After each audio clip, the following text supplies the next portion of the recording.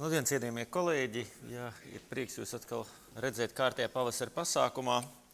Sveiciens Daugavpilī. Ceru, ka viņi mūs dzird. Vismaz neviens neprotestē, ka nedzird. Nezvana organizētājiem pa telefonu, tad iespējams vismaz kaut ko dzird. Tas, ko šodien es jums gribēju pārunāt, šī tēma par ko tad mēs varam darīt ar ilgas iedarbības antipsihotiķu injekcijām un kāda ir viņa vieta mūsu šizofrēnijas pacienta ārstēšanā. Un pie tā visa ir jāatcerās pavisam vienkāršas lietas, pamati. Kādas tad ir tās mūsu šizofrēnijas pacienta slimības, gaitas, norises un galu galā, ko tad jārēķinās? Prodroms dod Dievs, lai mēs viņu kādreiz pamanītu. Tā ir visa pasaule, kur cenšas kaut ko darīt prodromā, maksimāli ātri pamanīt šos pacientus un lai viņi nonāk līdz aprūpei. Bet mēs esam vēl stipri tālu no tā, un tikai varbūt ir atsevišķi daži laimīgi gadījumi, kad mēs prodroma fāzē pacientus redzam un sniedzam viņiem palīdzību. Akūtā fāze visiem labi pazīstama. Es domāju, pa pēdējiem 50 gadiem nekas nav mainījies. Vai ir kāds pacients, kurš nav izrakstīts no stacionāra pēc pāsinājuma? Es domāju, mēs vienmēr esam tikuši to galā, agri vai vēlu, arī es atceros nodaļā, mums bija pirmreizēji pacienti, kur mēs ārstējām 6 mēnešus. Vai arī pēc šiem 6 mēnešiem viņi izrakstījām, un viņi pat iemanījās nākamā gada laikā strādāt, un pirmā pusgada laikā pēc tās hospitalizācijas, neraugot to, ka viņi bez smagas simptomātika pācinājuma, viņi ieguva mēneša pirmo vietu kā labākais kasieris Maksimā. Es nezinu, kā tas ir iespējams, bet viņi spēja strādāt. Tikai kur bija tā problēma? Problēma bija tālākajā. Viņi atkal sāsinājās, un jau tā paša gada beigās viņi atkal bija stacionārā, un tas ritenis aizgāja ripojas priekšu un uz priekšu. Un tas ir tas, kas mums jāatcerās par mūsu pacientiem. Stacionāri mēs tiksim viņu galā, bet īstā problēma mūsu šizofrēnijas pacientu ārstēšanā sākas tad, kad mēs viņus izrakstam. Kad viņi aiziet ambulatorā ārstēšanā, jo ir 2 lietas, ar ko mums jārēķinās. Slimības, bioloģiskā būtība, šizofrēnija, sāsinās. Ja tie nav tie pacienti, kas ietrāpa akūtos un polimorfos traucējumu grupā, par kuriem jūs zinat, par kuriem dr. Rusaka aizstāvēja savu doktora darbu, kur puse no viņiem pazūd no aprūpes, jo viņi tiešām kaut kādā veidā nostabilizējās. Un mēs viņus neredzam nākamo 6 gadu laikā. Katru gadu Rīgai tie 50 cilvēki tādi. Savukārt tiem, kam diemžēl ir šizofrēnija, šie sāsinājumi iet, atkārtojas, un sausu muti mēs katreiz runājam par to, kā tad galu galā pacients piekritīs un būs miera lietot zāles, lai šī slimība neatkārtotos. Jo kas tad notiek? Notiek tas, ka spējat viņiem palīdzēt, ja viņi neārstējās, un ja pat viņi ārstējas daļai regulāri, nav tik laba. Simptomātiskā remisija ir viens stāsts, un tas ir kādai 40%, bet pilna funkcionāla remisija, kad ne tikai nav simptomi, bet viņi atgriežas savu iepriekšējā funkcionēšanas līmenī, tas gan prasa laiku un pūles. Kā tad ir? Un tas ir tas mūsu abortais loks, tas virpuļdurvju fenomens, kurā mēs redzam, ka ja pacientam uzturošā terapijā mēs nenodrošinām visas šīs lietas, ja pastāv reziduālie simptomi, viņi nav līdzestīgi, ja daudz komorbiditātes, tas viss iet pa apli, un atkal šis pacients atpakaļ slimnīcā. Kas tad ir? Kas tad ir tās problēmas, ar kurām mēs cīnāmies? Tā ir šī nepārtraukts medikamentozās ārstēšanas nodrošināšana mūsu pacientiem.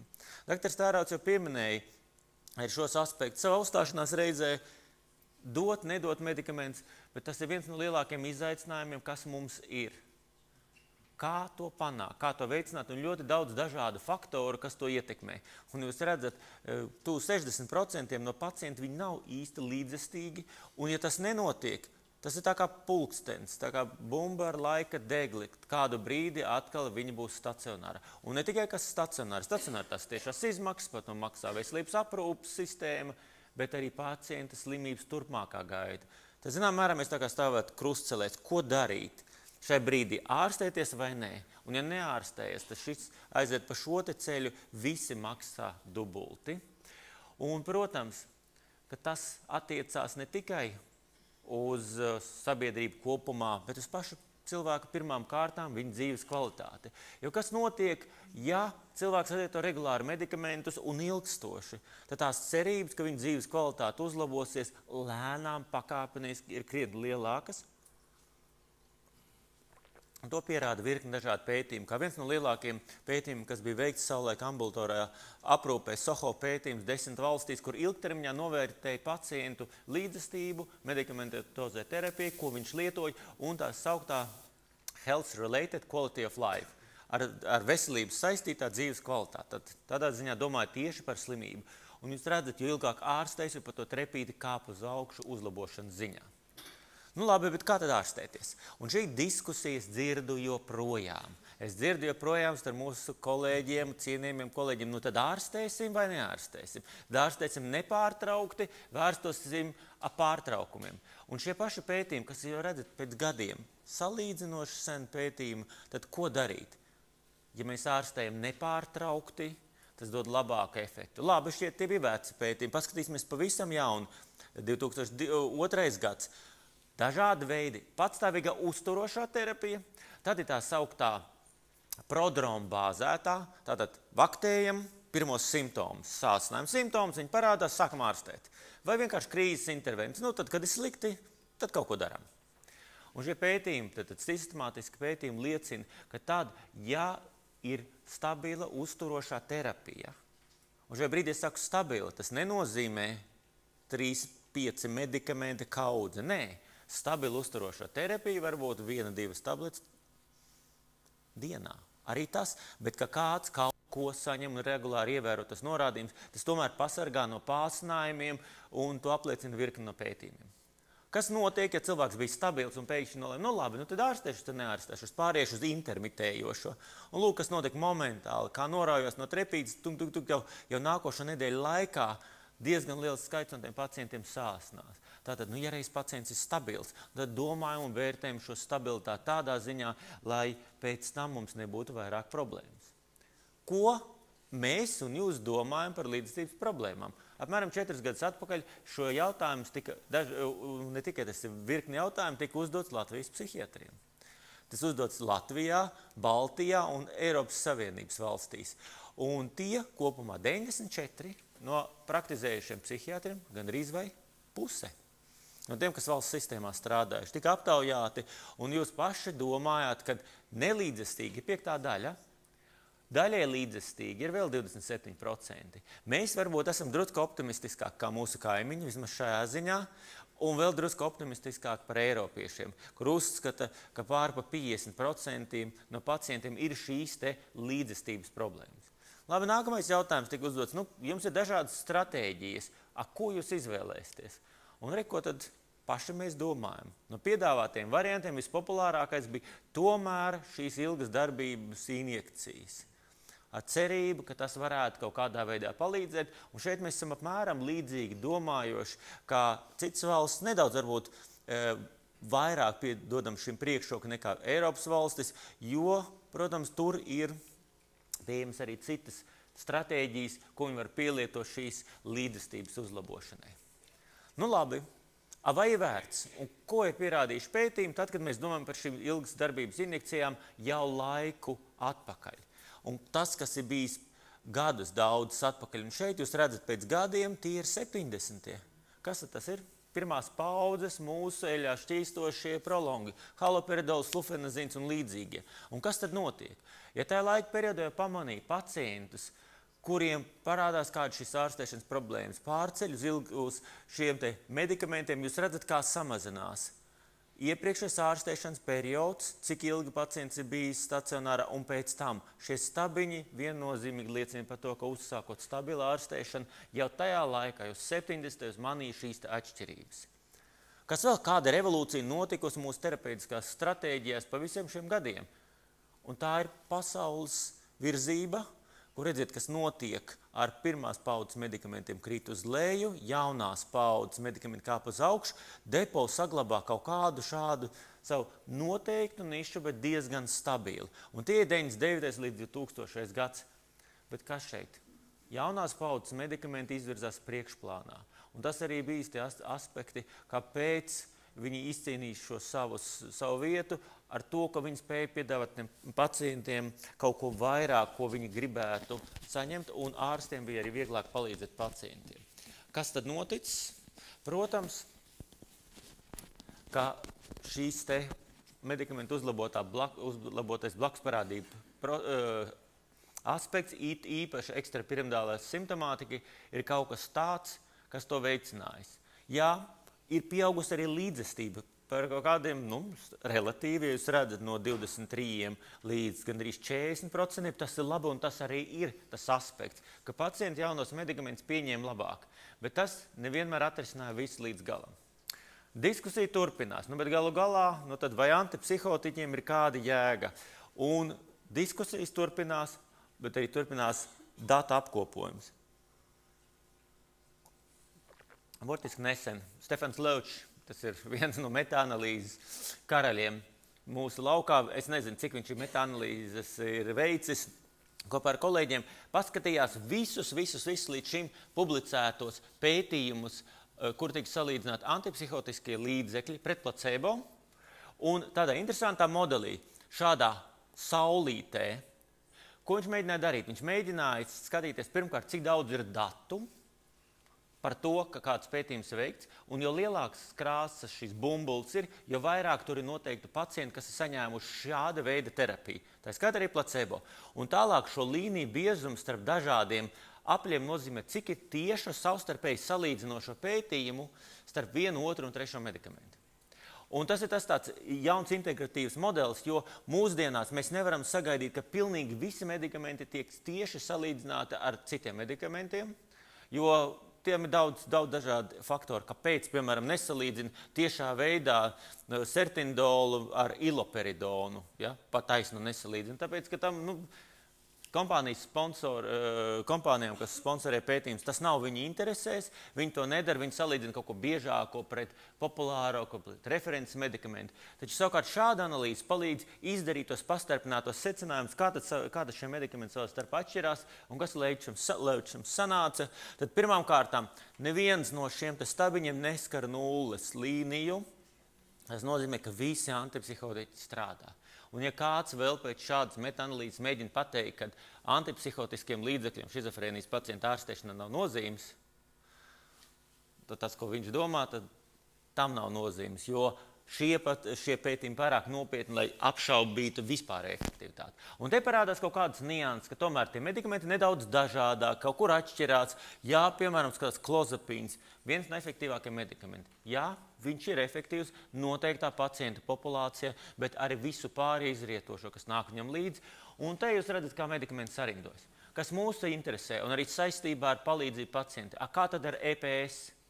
Placebo pret aktīviem medikamentiem, un arī šī aina, ko apstiprina milzīgs datu apjoms, liecina to, ko mēs arī zinām. Haloperidols, visvairāk EPS, ar ko mums arī. Tā ir realitāte. Pārējie sāk virknēties, un tur, kur šeit jau sāk parādīties, ka tās strīpas sāk ķert nulles līniju, tās astes, tas jau vairs nav statistiski nozīmīgi. Un tad caur to mēs arī redzam, kādā veidā un kur ierindējas mūsu medikamenti. Jūs redzat paliperidons un tas, ko Elmārs pieminēja mirkli atpakaļ. Līdzīgs risperidonam arī šajā ziņā viņš jau gandrīz vai aizķēra placebo līmeni, statistiski nozīmīgi. Viņam ir drusku mazāk kā risperidonam šī tendence izraistīt EPS. Bet vai ir jēga? Un šis pats, ko mūžīgi maksātāji uzdod jautājumu, bet jums taču ir medikamenti, ir klasiķi, vai viņi spēj dot kaut ko vairāk? Un šādas lietas starp diviem līdzīgiem medikamentu grupām mēģināt nošķirt to atšķirību, vai tiešām kāds ir labāk. Nav daudz tādu pētījumu, viņi grūti veicami, bet ir tādi, kurus nevar apstrīdēt. Un vismaz pāris pētījumi, kuri tiešā veidā salīdzināts. Vai jūs pacientam dosiet dubultaklā pētījumā vai klasiķi, vai jaunās paudzes medikamenti, vai viņš palīdzēs uz šīs jaunās medikamentu formulas rēķina būt pārākam par klasiķi ilgtermiņa terapijā. Un tas ir šis scenāriska pētījums, risperidons pret haloperidolu. Ir vēl viens līdzīgs pētījums, kur aripiprazols pret haloperidolu, kur dodot tabletējumās formas, tie jaunās paudzes medikamenti strādāja labāk, pats par sevi. Jo šie visi pētījumi, kur pacientiem bija jālieto medikamenti, te nav jautājums par līdzestību. Nelīdzestīgs pacients pētījumā nepiedalās. Viņš vienkārši izkrīt ārā. Tas ir tas, ka šie jaunās paudzes medikamenti spēj mums kaut ko dot, un mēs gaidām no viņiem kaut ko vairāk. Latvijas aina, kas ir noticis šo gadu laikā, un izrādās, ka mēs diezgan ejam iepakaļ Eiropai. Šīs ir definētās devas, tas ir tas, ko Zāļu aģentūra apkopo, un lūk, šie te divi joslas, tāds ir haloperidols, tie visi pārējie mūsu klasiķi, viņi, diemžēl, joprojām Latvijā tiek parakstīti pusē no pacienta. Ja Eiropā šis cipars atipiskie medikamenti kopumā sniedz 70, 80, Amerikā 90% un vairāk, mums Latvijā tikai 50. Un tā ir viena lieta, par ko mums vajadzētu domāt un aizdomāties, kāpēc?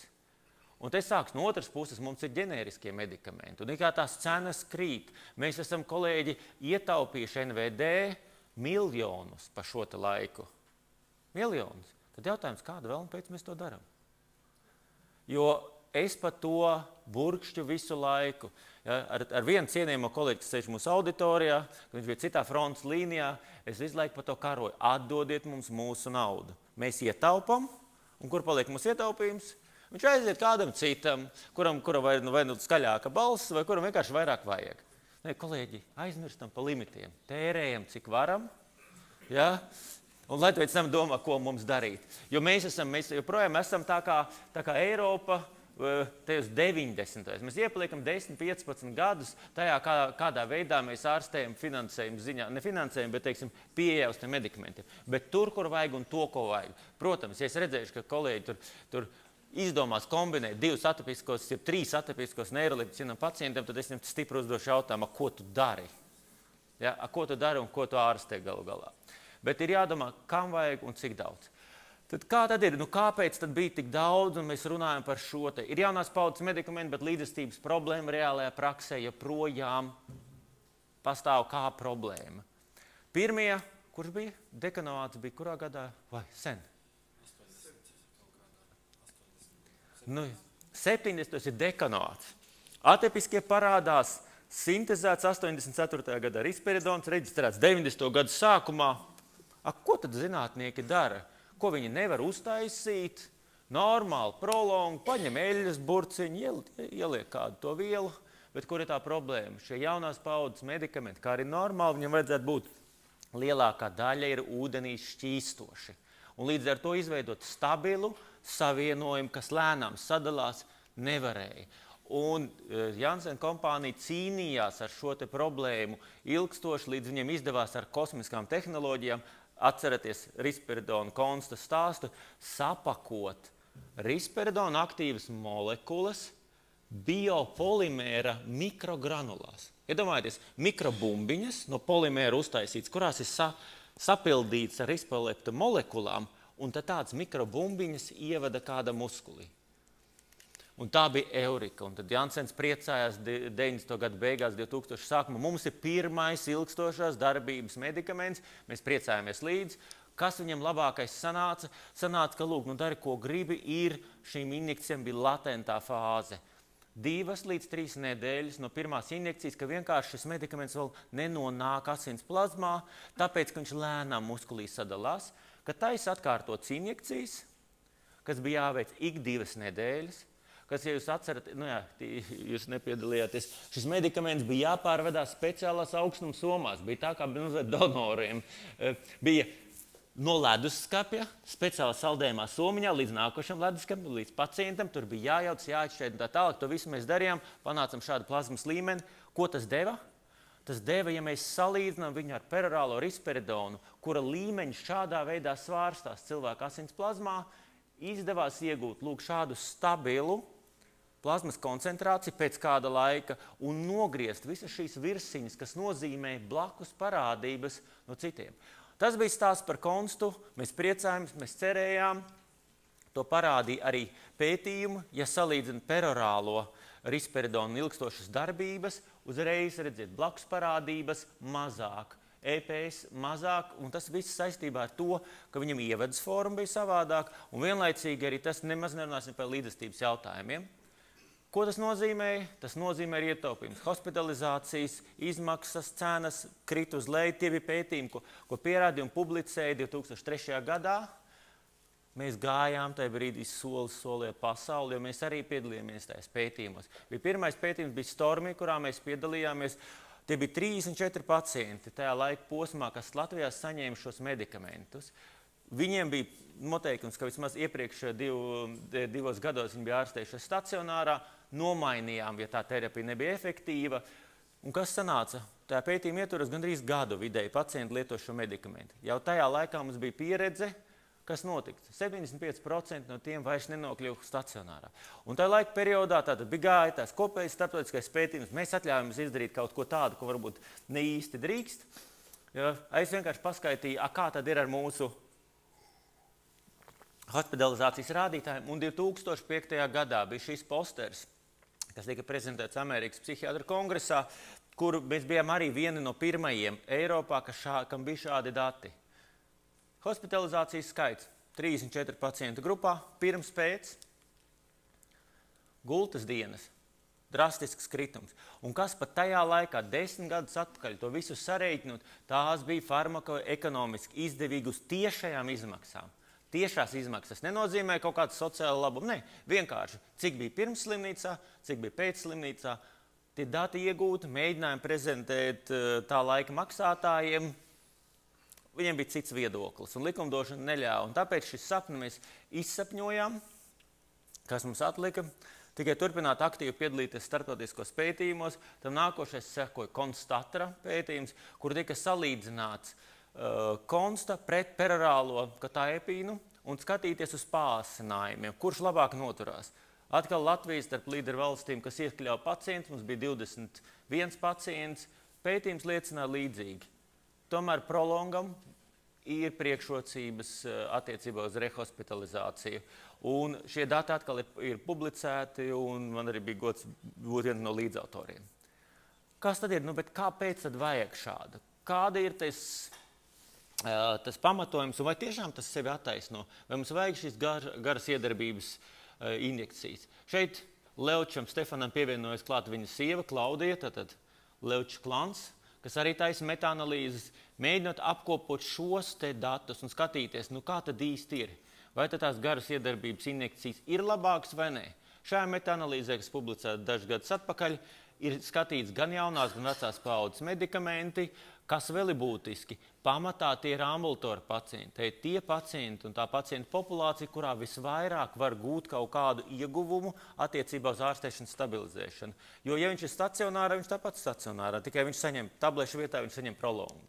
Kas šeit sanāca? Un šeit sanāca, ka ņemot visu kopā apkopojot, ka depo preparāti kopumā ir statistiski nozīmīgi pārāki par perorāliem analogiem, ar kuriem viņi tika salīdzināti. Un tas ir būtisks secinājums. Rehospitalizācijas rādītājiem drusku varbūt pietrūk tās statistiskās ticamības, tās nozīmīguma, bet jau tendence bija diezgan izteikti viņiem par labu. Tātad tie dati, kas nāk no lielām metaanalīzēm, no klīniskiem pētījumiem. Klīniskie pētījumi, jūs zināt, klīniskie pētījumi, tas ir kaut kas īpaši pacientu populācija. Bet kas ir noticis tepat blakus? Ar ko Somi ir izcēlušies? Kā ar tev reizi savu reģistru, par ko mums Latvijā visi tur pukst, vai mums vajag reģistru, vai mums kaut ko skaitīt. Somijā šis jautājums nepaceļās. Viņi ir totalitāri, ne tā kā mēs demokrātiski. Viņi saskaita visu, viņi saskaita visas hospitalizācijas, visas ambulatoros, un tas saliek šīs datubāzes kopā, kas viņam sanāca. Viņi var paskatīties un atbildēt uz jautājumu, kas notiek ar pacientiem pēc viņa izrakstīšanās no stacionāra. Vai viņi atjauno medikamentozu terapiju vai turpina viņu lietot, kas notiek ar terapijas pārtraukšanas gadījumiem. Un šī pētījums, kuri tika apskatīts pēc kārtas, gandrīz 1000 pacientu, kas pirmās hospitalizācijas laikā saņēma terapiju, izraksties, kas notiek tālāk. Tur sanāca, ja viņi ir saņēmuši depo ārstēšanu uz izrakstīšanas brīdi, tad tas bija statistiski nozīmīgi lielāka varbūtība, ka viņš šo terapiju arī turpinās turpmākajā laikā. Un te jūs redzat kāda veida, un tātad rēķinieties, ka tas ir dati, kas ir apkopoti 2000 līdz 2007. Tas ir tas brīdis, kad jaunās paaudzes ilgstošas darbības injekcijas tikai parādās klīniskajā praksē. Tāpēc no tām ir salīdzinoši maz, tikai risperidona injekcijas, un nav vēl akumulēts pietiekami liels pacientu skaits, bet tomēr tā tendence ir. Ja tiek nozīmēta šī terapija, tad pacients turpina ārstēties. Un tie ir dati, kas tiek citēti visā pasaulē. Nu tad kāpēc? Nu tāpēc, ka ir jāizstrādā, jo tomēr, ja jūs dodat viņas, viņam tas iedarbības sākums jaunām injekcijām vairs nav tik latents. Nākamais, par ko ir runājam, patstāvīgu zāļu esamība, izdale nedēļu mēnešu laikā, līdz pat tagad jūs dzirdējāt, līdz pat 3 mēnešiem ir izstrādāts injekcijas. Panesamība, atkal tas pats, mēs nogriežam tos augšējos pīķus, kas rada blakusparādības, un, protams, kā attīstoties tehnoloģijām un lietām, mēģina veidot kaut ko tādu, kas spēj būt vēl vieglāk lietojams, ja pat mēs salīdzinām ar konstu. Tad kas ir ar paliperidonu palmitātu? Šajā jūs redzat salīdzinājums perorālajam 6 mg, 12 mg. Šādu līkni veido paliperidonu palmitāts injekcijas veidā, tātad vienmērīgi samērā stabilu līkni.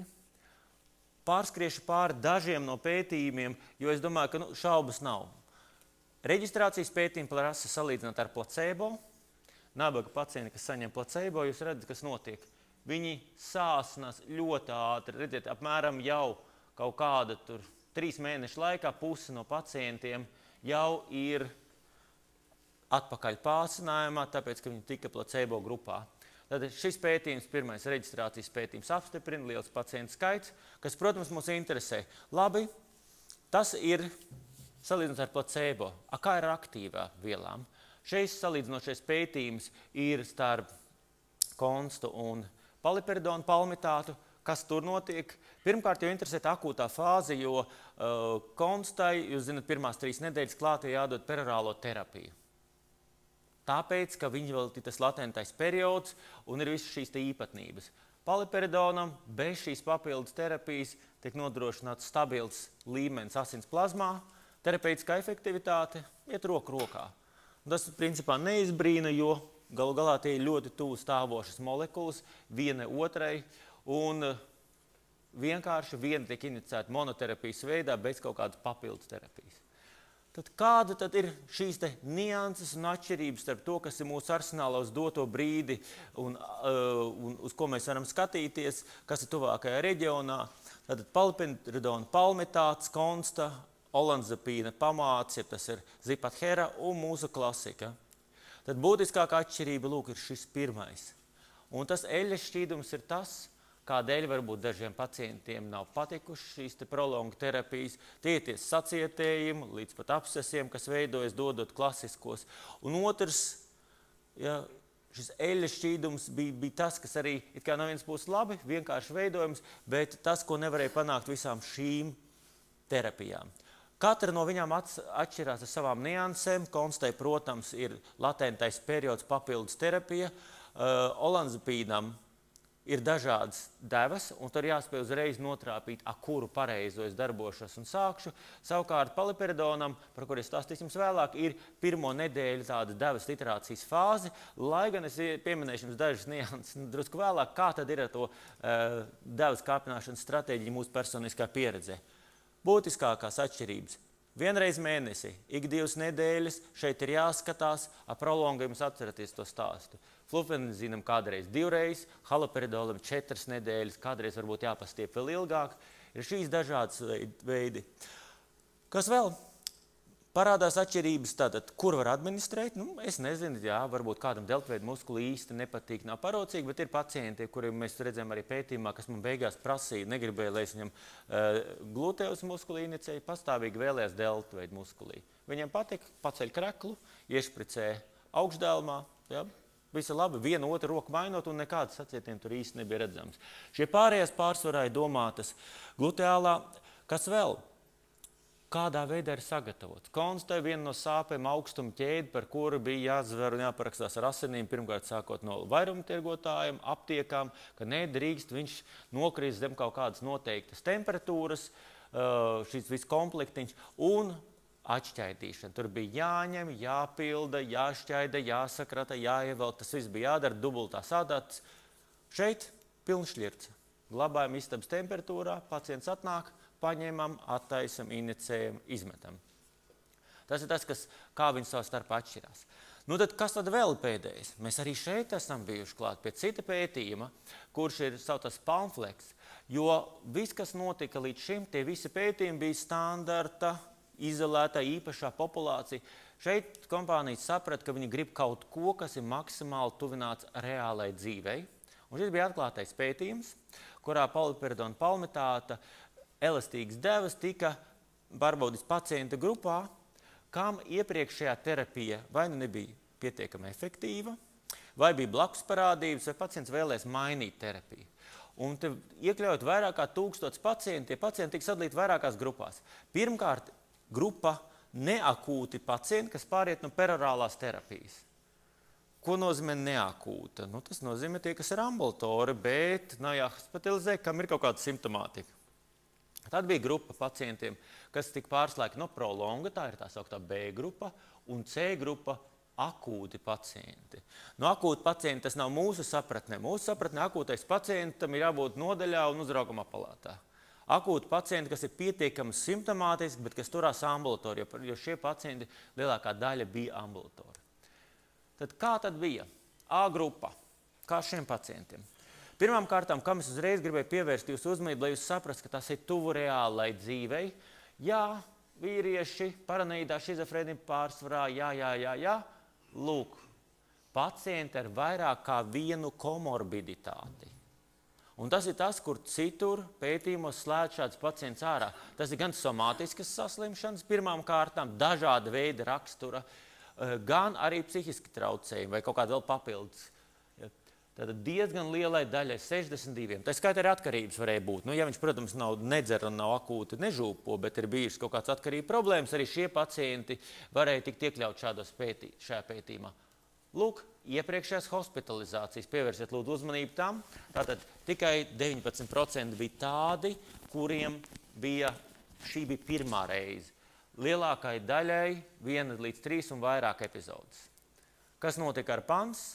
Neraugoties uz to, ka šie pacienti iepriekšējā terapija saņēma kaut ko, visu ko dažādi, par to es jums arī stāstīšu. Tiem, kam nebija efektivitāte no iepriekšējās terapijas, šī pētījuma laikā samazinājums par 16 punktiem, tas ir diezgan būtiski vidēji PANSā. Savukārt, tiem, kam bija citi iemesli, arī tur ir vērā ņemams uzlabojums. Par cik procentiem katrā no grupām varēja? Pa 20%, kas varbūt jums šķiet nav daudz, bet tie ir pacienti, kas nav hospitālī. Tie nav hospitalizēti, tie nav pacienti, kuri sāsinājušies un jāliek slimnīcā. Tie mūsu ambulatorie pacienti, kuri neiet, nav īsti labi viņiem. Pa 20%, lielai daļai, pa 30%, jau tuvu pusei, vairāk kā 50%. Principā tas jau ir kritērijs akūta pacienta gandrīz vai remisijai, liels skaits. No kādas terapijas? Un šeit, lai jūs arī no savas puses pārliecinātos, ka tas nav kaut kāds subterapeitiski, tie ir ambulatori pacienti. 4 mg risperidona, paliperidona mums nav bijis 15 olanzapīna. Vidējā deva, vai uzskatīsiet, kas ir normāli ārstēts pacients? Ambulators. 15 izolīda deva, bet kaut kas tur īsti negāja. Un tā tālāk, visi visādi medikamenti. Kā tā gāja šajās medikamentu grupās? Protams, pacientu skaits nav tik milzīgs, lai šeit sarēķinātu kaut kādu statistiski nozīmīgu atšķirību, bet galvenais, kā jūs redzat, dažādās medikamentu grupās šis uzlabojums kopumā gāja vienlīdz labi. Ko mūsu gadījumā mēs varam teikt arī, jā, mūsu centrā bija kopā 31 pacients, kas tika iekļauts šajā pētījumā, arī dažādākās grupās, un mēs redzējām apmēram kaut ko līdzīgu. Kādas bija devas? Šeit tā reālā praksa drusku mainās un atšķirās, jo jūs dzirdējāt, ka lūk, ir šis devu diapazons 50, 75 līdz 150. Pirmajās dienās ir šis te protokols. Bija prasība visiem 150, tad pēc 8 dienām, pēc nedēļas 100, un tikai tad to, ko mēs gribam. Mēs esam daļa no tiem sliktajiem, kas atļāvās būt brīvdomātāji. Un mēs piegājām daļai no pacientiem, ja es redzēju, ka viņš nebūs tāds, ka es viņam neiešu uz 150, ja viņš man ir 50 mg, es atļāvos pārkāpt likumu un nedot 150. Labi, bet tā ir klīniskā pieredze, kompānija teiks savu. Ja?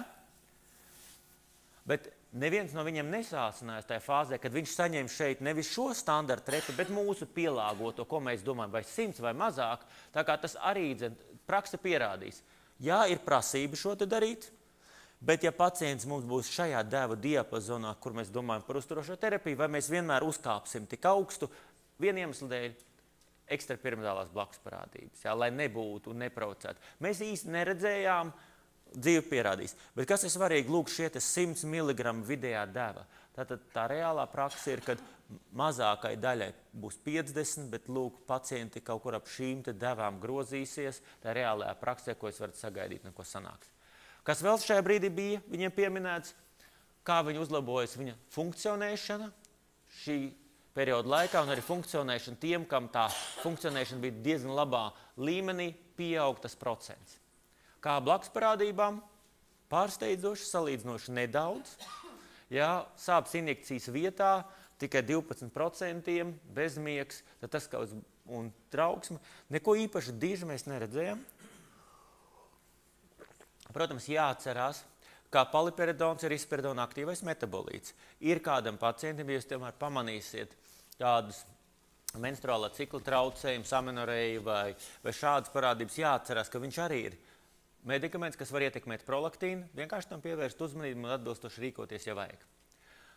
Kas tad vēl par papildus terapiju? Un tā ir tā terapija, kas bija sākotnēji, cik daudziem procentiem tika pa jaunu nozīmēt benzodiazepīnu, un pētījuma beigās, cik turpināja saņemt benzodiazepīnas 1, 2 vai 3 veidā, jo tā nebija izslēgšanas kriterijs, jūs varētu nozīmēt, tikai bija jāatzīmē devas.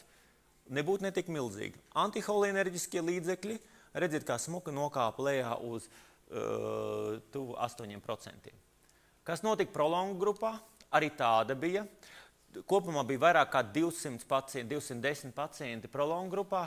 Bija liela daļa no kā pārslēdz no konstas. Šos datus es šeit neziņoju. Es rādu to, kas attiecas vairāk uz mums. Ja cilvēki lietoja kādu no šiem te prolongiem, lūk, kāds iespējams bija uzlabojums pārējot un nomainot klasiķa prolongu pret jaunās paudzes medikamentu. C grupa – akūtie pacienti. Vai mēs šeit varam kaut ko darīt ar prolongu? Akūti pacienti. Izrādās, ja iedodam, tad zāles viņi saņem, un zāles viņiem palīdz, un no vērtējiem, tie, kas kaut ko saprot Pansa skalā, ap 100. Tas ir pacients, kur citā pētījumā ir hospitāli, vai ir iekļaušanas kritērijs, lai būtu hospitalizētam, tomēr noturoties, saņemot terapiju, aiziet smuku līkni uz leju, un beigās ir ap tiem pašiem 60, kas bija pamatgrupā. Tātad labi atbildēja akūtajā terapijā. Kā šeit ar CG izmaiņām, tas varbūt tas, kas jums tuvāk pazīstams, smagums. Un šeit jūs redzat, tie bija pavisam smagie, protams, veseli te nevarētu būt, un tā smuki kā uzkāpa šis vērtējums līdz tam, kad normāli, nedaudz vai viegli slimi pacienti. Ja? Vairāk kā puse panāca šī pētījuma laikā. Kā ar blakus parādībām, protams, kaut kādas ir, bet tās, kas būtu nozīmīgas, ir līdzīgas, tāpat kā pārējā grupai. Sāpes injekcijas vietā, bezmiegs, psihotiski traucējumi, tas attiecās uz tiem, kurus prolongs nenoturēja, kas varbūt bija jāizslēdz no pētījuma, galvas sāpes un trauksme. Tad kas, kolēģi, tas, ko šodien es jums gribēju atgādināt savu uzstāšanās reizē, ka līdzestība mūsu terapija ir joprojām viens no būtiskākiem jautājumiem. Mēs varam izdomāt raķešu zinātnes, mēs varam izdomāt vislieliskākos medikamentus, bet nekas nepalīdz, ja pacienti to nelieto. Un mums ir daudz dažādas taktikas un stratēģijas, kuras mēs varētu izmantot, bet jāatcerās par efektīvu instrumentu. Un jau uz ilgstošas iedarbības injekcijām mēs skatīsimies nevis kā uz sodamēru, uz kaut ko, kas ir tām sliktajām, nepaklausīgiem, mēs viņu vēl nedod Dievs, šie jēdzieni, ķīmiskā ierobežošana. Mēs viņus ierobežojam, mēs viņus sasienam, un tas ir sots. Slikti uzvedīsies, dabūsi prolongu. Tad kādreiz mums jāatcerās, ka tas ir drusku savādāk. Un mēs neviens neuzdodam tādus jautājumus, ja kāds lieto somātiskos preparātus, kas ir ilgstošas iedarbības. Ja kādam zem ādas implantē depo prolongu, un cilvēks saka, paldies Dievam, man nav jālieto tās entās tabletes, entās reizes dienā, reiz mēnesi iešpricē un aizmirsti. Un ja to var pareizam pacientam, pareizi paskaidrot, un ja to psiholoģija mainīs pirmām kārtām, ne tikai pacienti, bet ārsti paši. Jo tendence, par ko runāt, tas varbūt nav šodien, ko mēs varam runāt Latvijā, jo mūsu finansētā ierobežo kastīte, kam mēs varam nozīmēt. Pasaulē garas iedarbības injekcijas ir kā viena no stratēģijām pirmreizējiem pacientiem, tiem, kam ir salīdzinoši īsu slimības vēsturi, tā iemesla pēc, ka viņš var darba spējas saglabāt ilgāk. Viņam nav jādomā, kur viņš darbā dzers tableti, lai kolēģi neredzētu. Viņš vienkārši reizi mēnesī izdarīs injekciju. Varbūt būs injekcijas, kas darbosies, nevis injekcijas jau ir, kas darbojas 3 mēnešus, pētījumi pierāda. Varbūt tā būs efektīva veidus un forma. Nu, šodien ir palaperidons. Viņš ir klāt, viņš ir Latvijā beidzot kādiem pacientiem. Tas būs iespējams parakstīt. Es ceru, ka kopīgiem spēkiem mēs atradīsim tos labākos pacientus, kam to parakstīt un lēnām pierādīt mūsu maksātājiem, ka šī terapija ir tā vērta un mūsu pacienti to ir pelnījuši. Paldies par uzmanību!